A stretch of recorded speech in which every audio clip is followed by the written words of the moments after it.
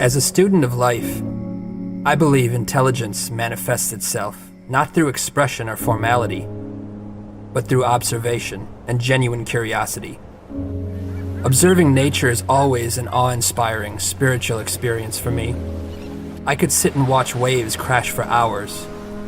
The ocean in particular reminds me how incredibly fascinating our planet is and how little we know, despite what we think we know.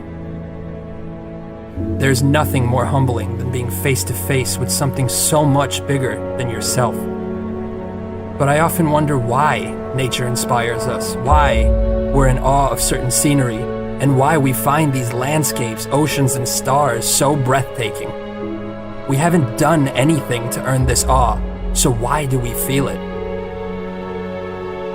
It is this very question that leads me to believe our most inspired state, then, is not one of accomplishment, but of humility.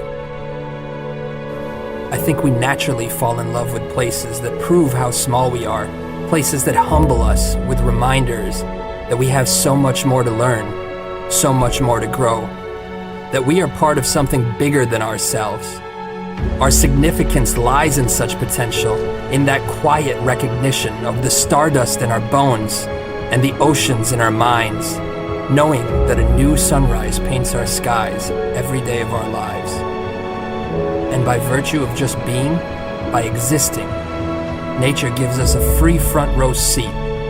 It's like we've won the evolutionary lottery. That's why I find it perplexing that we live such misdirected, consumed lives. We could quite literally not exist at all.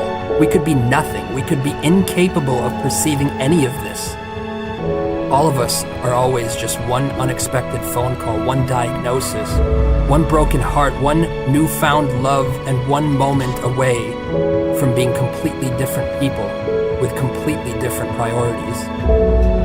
Indeed, how frail we are, and yet how blessed we are. You see, those seemingly insignificant moments spent with nature remind you of what's important. They remind you that all we really have is our consciousness and each other. After all, what is life without either?